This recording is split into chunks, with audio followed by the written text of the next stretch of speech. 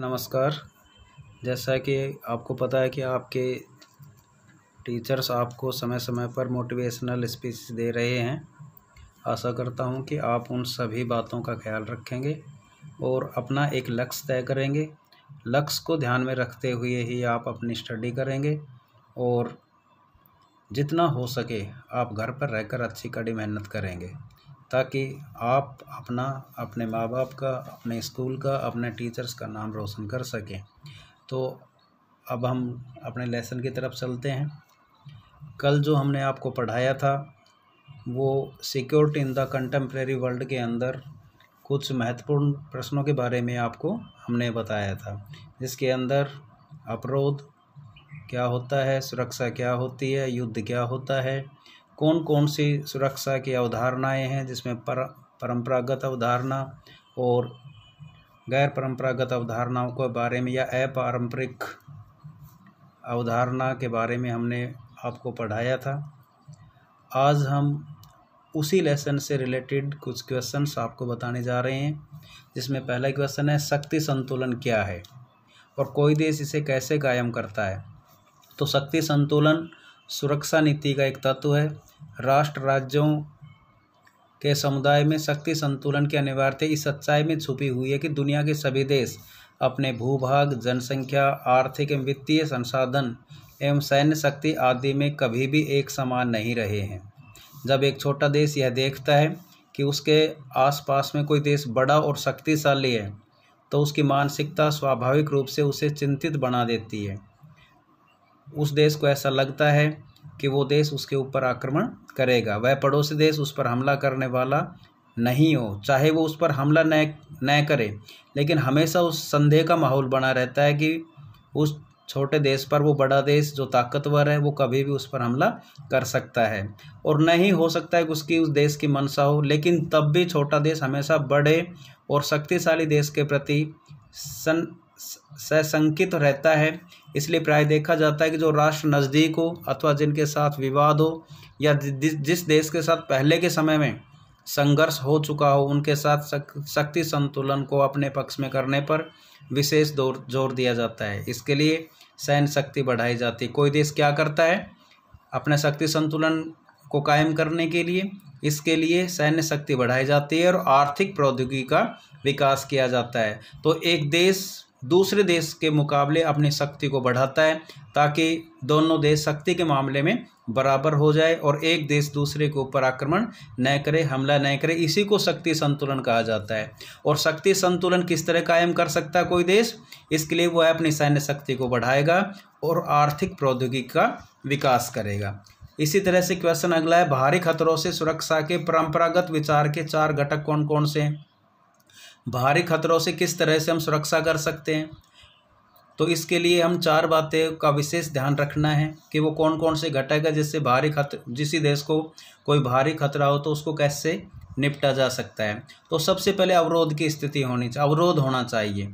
अवरोध युद्ध को रोकने की स्थिति है।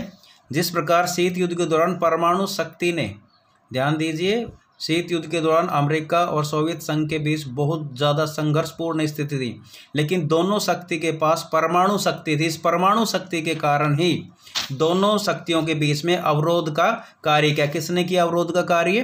परमाणु शक्ति ने अवरोध का कार्य किया। इस कारण से दोनों शक्तियों के बीच में कभी युद्ध नहीं हुआ। तो जो आपस में एक दूसरे के ऊपर भारी जो खतरा था वो परमाणु शक्ति होने के कारण दोनों देशों के सामने ये समस्या नहीं आई और वो खतरा टल गया।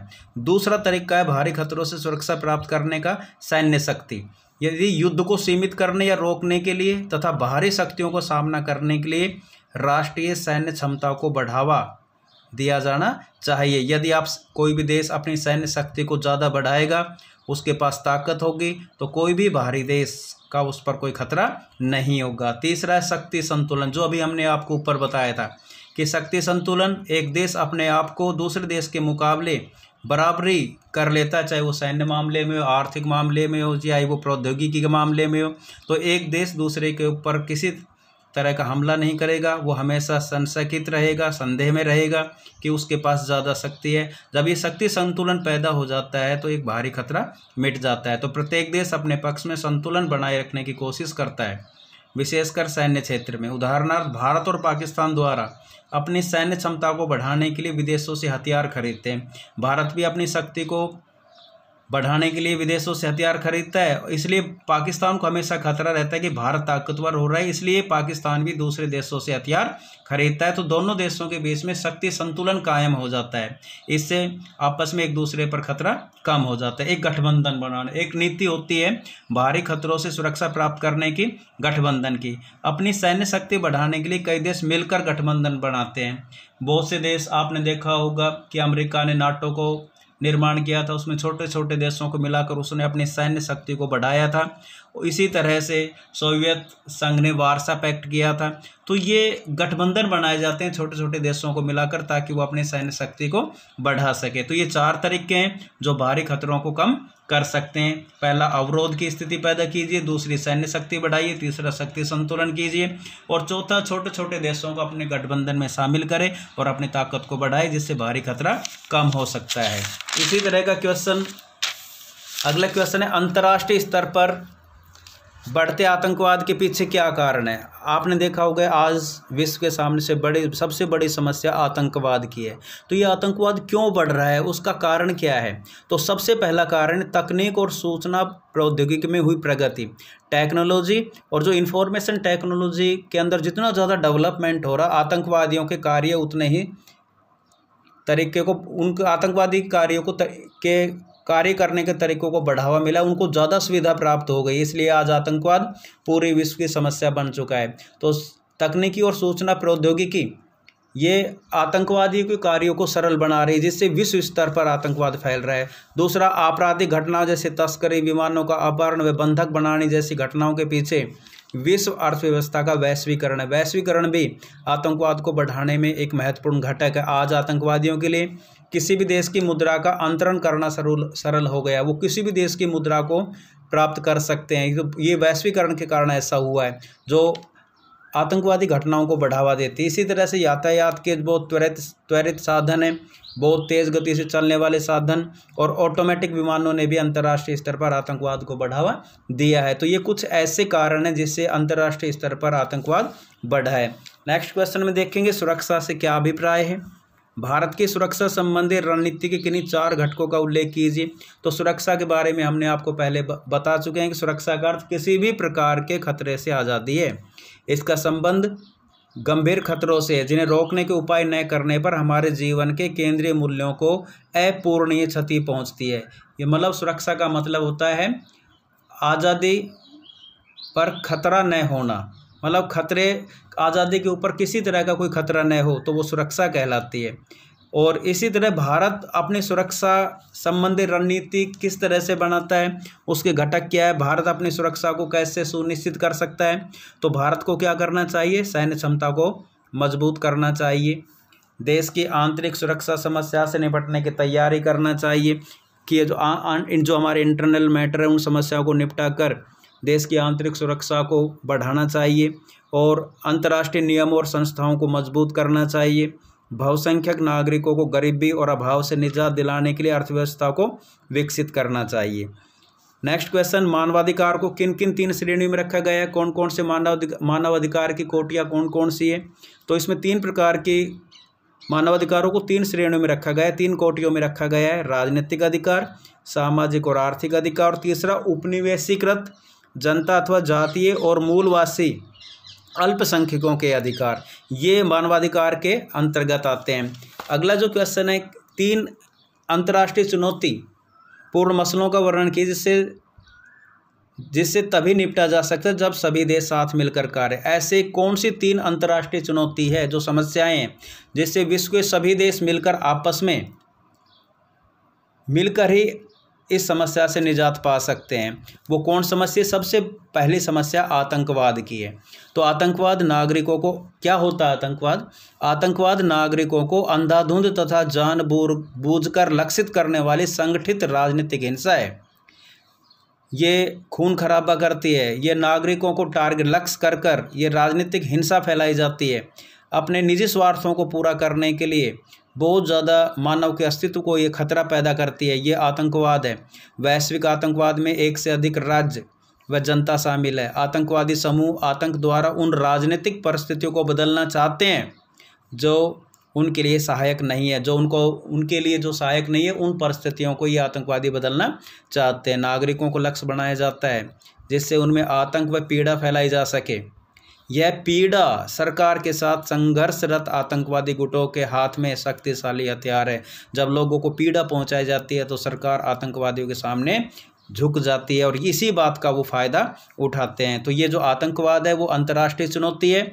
यदि सारे विश्व के सभी देश मिलकर इस समस्या का डटकर मुकाबला करेंगे, कोई भी देश आतंकवाद को सहयोग नहीं करेगा, सपोर्ट नहीं करेगा, कोई उनको आर्थिक सहायता नहीं पहुंचाएगा, तो आतंकवाद रुक सकता है। इसी तरह से एक समस्या वैश्विक गरीबी। देखिए, वैश्विक विश्व स्तर पर निर्धनता के मामले में ये असुरक्षा का सबसे बड़ा कारण है वैश्विक गरीबी। विश्व की जनसंख्या जो अब 650 करोड़ है, जो अगले 25 वर्षों में 700 से 800 करोड़ होगी तथा अगले कुछ वर्षों में 1000 करोड़ हो जाएगी। विश्व की लगभग आधी जनसंख्या कहाँ रहती है? ये 6 देश है, भारत, चीन, नाइजीरिया, बांग्लादेश, पाकिस्तान तथा इंडोनेशिया में रहती है। विश्व की जनसंख्या अगले 50 वर्षों में 3 गुनी हो जाएगी। इससे क्या होगा, ये क्यों बता रहे हैं? क्योंकि उच्च वृद्धि, उच्च प्रति व्यक्ति आय और उच्च शिक्षा स्तर यदि किसी देश का होगा तो वो देश अमीर होगा। यदि और उनकी उस देश की जनसंख्या यदि कम होगी, उच्च वृद्धि दर होगी, उच्च प्रति व्यक्ति आय होगी, उच्च शिक्षा स्तर होगा और कम जनसंख्या होगी, तो वह देश अमीर देशों को और अमीर बनाती है। ये जो परिस्थितियाँ होती है ये अमीर देश को और ज़्यादा अमीर बनाएगी, जबकि धीमी वृद्धि दर, निम्न प्रति व्यक्ति आय, निम्न शिक्षा स्तर और उच्च जनसंख्या गरीब देशों को और गरीब बनाती है। यह अंतर निकट भविष्य में बढ़ेगा। तो ये जो वैश्विक गरीबी है इसको दूर करने के लिए विश्व के सभी देशों को एकजुट होना चाहिए और जिन देशों में गरीबी है उनको उस गरीबी की जो समस्या है उससे निजात पा सकते हैं यदि पूरे विश्व के सभी देश मिलकर कार्य करें। इसी तरह से स्वास्थ्य महामारियां हैं, कुछ ऐसी बीमारियां होती है जैसे HIV, AIDS, bird flu, swine flu तथा सार्स जैसी महामारियां। ये प्रवासन, पर्यटन, व्यापार तथा सैन्य कार्रवाई के कारण पूरे विश्व में तेज़ी से फैल रही है। AIDS, bird flu, swine flu किसके कारण? लोग एक देश से दूसरे देश में जाते हैं व्यापार करने के लिए।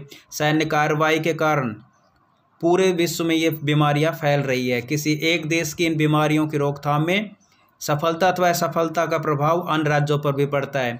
आप देखिए जिस तरह से कोरोना फैल रहा है, यह कोरोना चीन से फैला था लेकिन पूरे विश्व को प्रभावित कर दिया।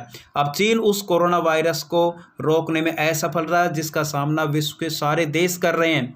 तो ध्यान दीजिए, सारे विश्व के सभी देश मिलकर यदि किसी महामारी का मिलकर मुकाबला करेंगे तो ये महामारियां से हम बच सकते हैं, अदरवाइज पूरे के पूरा विश्व इन महामारियों की चपेट में आएगा और बहुत ज़्यादा मानव अस्तित्व को खतरा पैदा हो जाएगा। तो ये कुछ ऐसी चुनौती है अंतर्राष्ट्रीय, जो आतंकवाद, वैश्विक गरीबी और स्वास्थ्य, ये जो महामारियाँ, यदि इनको सभी देश, विश्व के सभी देश मिलकर मुकाबला नहीं करेंगे तो ये मानव अस्तित्व के लिए बहुत बड़ा खतरा पैदा हो जाएगी।